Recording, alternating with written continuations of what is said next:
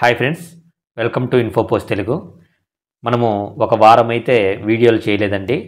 దీనికి నాకు కొద్దిగా హెల్త్ ఇష్యూ ఉండడం వల్ల చేయలేకపోయాను.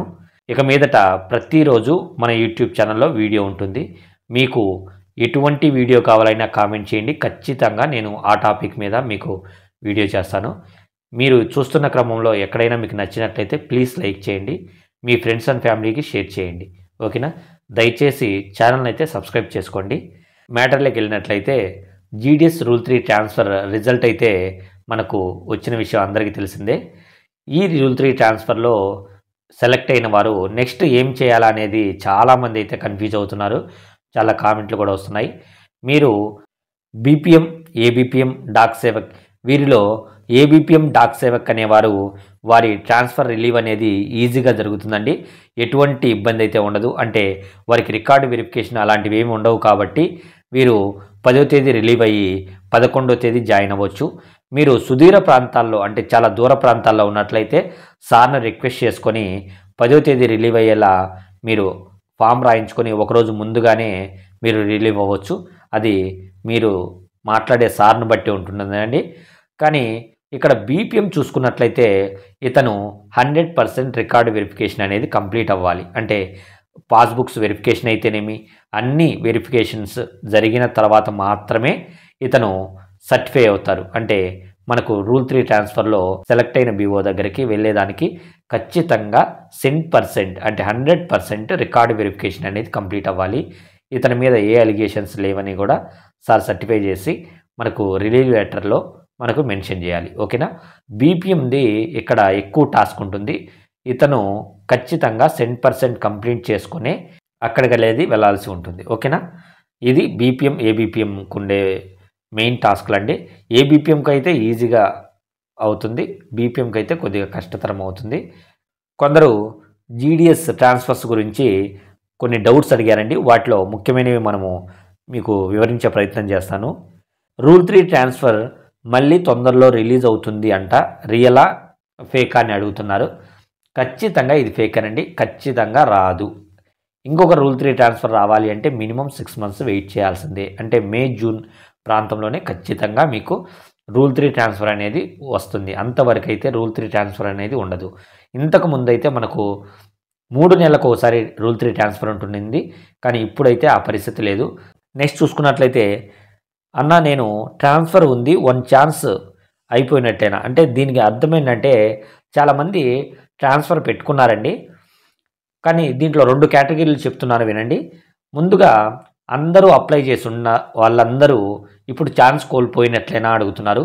అప్లై చేసిన వాళ్ళంతా ఛాన్స్ కోల్పోయినట్టు కాదండి. అప్లై చేసిన వారు సెలెక్ట్ అయిన వారు, అప్లై చేసి సెలెక్ట్ అయిన వారు అక్కడికి వెళ్లకుండా మీరు ఉండే బీఓలోనే ఉంటే వారు మాత్రమే ఛాన్స్ కోల్పోయినట్టు. ఓకేనా? ఇది మీరు అర్థం చేసుకోండి. అప్లై చేసి సెలెక్ట్ అయ్యి ఆ సెలెక్ట్ అయిన ప్రాంతానికి వెళ్లకుండా ఏదైతే మీరు ఇంతకుముందు పనిచేస్తున్నారో అదే బీఓలో ఉండే వాళ్ళకు మాత్రమే ఒక ఛాన్స్ కోల్పోయినట్లు. ఓకేనా?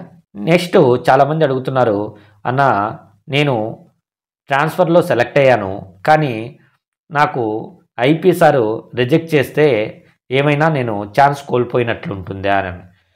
మీరు ఫస్ట్ మనకు రికమెండెడ్, నాట్ రికమెండెడ్ అని పెట్టినప్పుడే మీరు రికమెండెడ్ అయితేనే ఖచ్చితంగా మీకు ట్రాన్స్ఫర్ ఓకే ఉంటుందండి. కాబట్టి నెక్స్ట్ ఎవరు రిజెక్ట్ చేసినా మీకు అనేది ఛాన్స్ కోల్పోయినట్టే.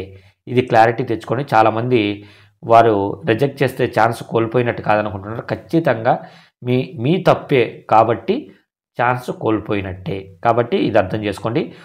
మీరు సెలెక్ట్ అయ్యి వెళ్ళకుండా ఉంటే అది ఏ కారణమైనా కానీ ఖచ్చితంగా మీరు ఒక ఛాన్స్ కోల్పోయినట్టే. ఓకేనా? Next GDS rule 3 transfer second list వస్తుందా? ఎందుకంటే ఏపీ 489 మెంబర్స్కి మాత్రమే వచ్చాయి. అందుకు అడుగుతున్నా అండి, చెప్పండి ప్లీజ్. అంటే ఇక్కడ చాలామంది అనుకుంటున్నది అంటే సెకండ్ లిస్ట్ ఎందుకు వస్తుంది అంటే ఆంధ్రాలో అంటే ఎన్నైతే పోస్టులు వదిలారో అన్నీ ఫిల్ అవ్వలేదని అనుకుంటున్నారు. కానీ అన్నీ ఫిల్ అయ్యాయండి. ఎందుకంటే ఓన్లీ ఆంధ్రప్రదేశ్ లిస్టు చూసుకొని మాత్రమే వీరు ఖచ్చితంగా దీంట్లో ఉండేటివి మాత్రమే అనుకుంటున్నారు. అలా కాదు. ఖచ్చితంగా వేరే తెలంగాణ అయితేనేమి, అరుణాచల్ ప్రదేశ్, బీహార్, మధ్యప్రదేశ్ ఇక్కడ కూడా ఆంధ్ర నుంచి పోయిన వారు ఉంటారు. అక్కడ సెలెక్ట్ అయిన వారు ఉంటారు. ఆ లిస్టు కూడా చెక్ చేస్తే మీకు దాదాపు అన్ని పోస్టులు కూడా ఫిల్ అవుతాయి.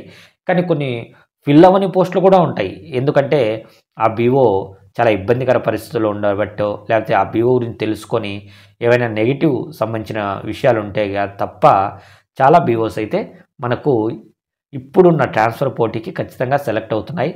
మీరు మిగతా రాష్ట్రాలు కూడా చూసి అప్పుడు మీరు ఇవి ఖాళీ ఉన్నాయని ఐడెంటిఫై చేసుకోండి. ఒకవేళ ఖాళీ ఉన్నా కూడా మనకు సెకండ్ లిస్ట్ అయితే వదలరండి. ఈ ఖాళీలన్నీ కూడా మనకు జనవరి నోటిఫికేషన్లో ఖచ్చితంగా వెళ్తాయి. ఓకేనా? ఇది అర్థం చేసుకోండి ప్రతి ఒక్కరు. ఇదేనండి జీడీఎస్ రూల్ 3 ట్రాన్స్ఫర్స్ గురించి ప్రధానంగా ఉండే డౌట్స్. మీకు ఎటువంటి డౌట్స్ ఉన్నా కామెంట్ చేయండి. ఖచ్చితంగా నేను రిప్లై ఇస్తాను.